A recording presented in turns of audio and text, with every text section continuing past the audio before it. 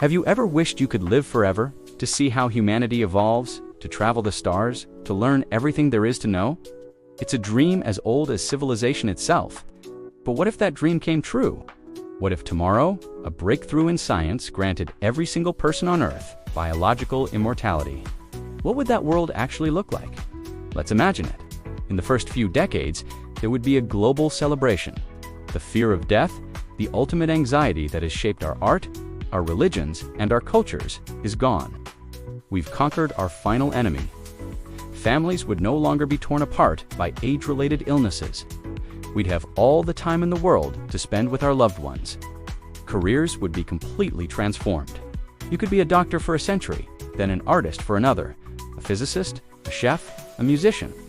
The accumulation of knowledge would be staggering. Imagine a scientist with 300 years of experience, or a historian who actually lived through the events they study. Our potential for innovation and discovery would seem limitless. But after the initial euphoria wears off, the cracks would start to show. The first and most obvious problem: overpopulation. If no one dies from old age, the global population would explode, even if we stopped having children entirely, which is a whole other social dilemma. The current population of 8 billion people would remain. Where would we put everyone? Our cities are already crowded, our resources already stretched thin. We'd need to build upwards, downwards, and outwards at an unprecedented rate. We'd have to colonize the oceans, the deserts, and eventually, other planets. The strain on Earth's ecosystem would be catastrophic. Food, water, and energy would become the most precious commodities, leading to resource wars on a scale we've never seen before. And what about our society? The concept of retirement would disappear. You'd be expected to work for centuries, maybe millennia.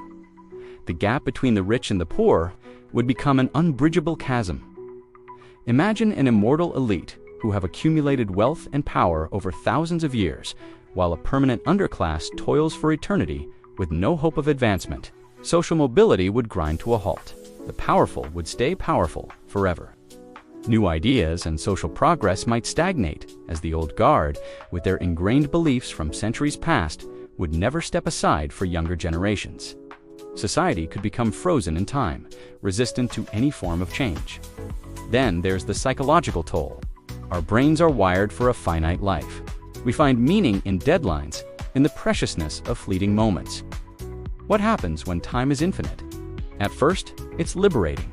But after 200 years, 500, 1,000, would you still find joy in watching a sunset you've seen a million times? Would love and relationships survive the test of eternity? Imagine outliving not just your pets, but your own passions. The endless monotony could lead to a profound sense of apathy, boredom, and meaninglessness. Psychologists would have to deal with a new epidemic: existential despair on a cosmic scale. Memory would also become a curse. How could you possibly hold on to thousands of years of memories? Our minds would either become a chaotic jumble of fragmented experiences, or we'd have to learn to selectively forget. But what happens when you forget who you once were, or the people you once loved? Are you even the same person anymore? Accidents would become the new form of death. A car crash, a fall, a fire. These would be the only ways out. This would create a culture of extreme risk aversion. People might choose to live in padded, sterile environments, never daring to experience anything that carries the slightest risk of permanent oblivion.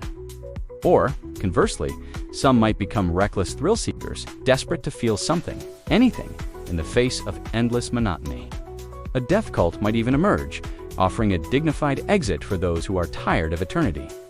Immortality wouldn't eliminate death, it would just make it more tragic, and for some, more desirable. And what if immortality wasn't for everyone? What if it was a treatment, a technology, that only the wealthy could afford? This is a more likely scenario. Our world would be split into two distinct species: the mortal and the immortal. The immortals, the eternals, would watch generations of mortals live and die. They would see us as ephemeral, like butterflies. How would they treat us? Would they rule over us like gods? Or would they withdraw from the world of mortals completely, creating their own isolated societies?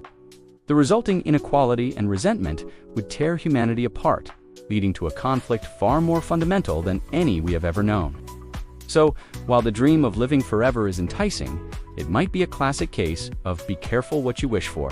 immortality might not be the utopia we imagine, but a dystopian prison of our own making.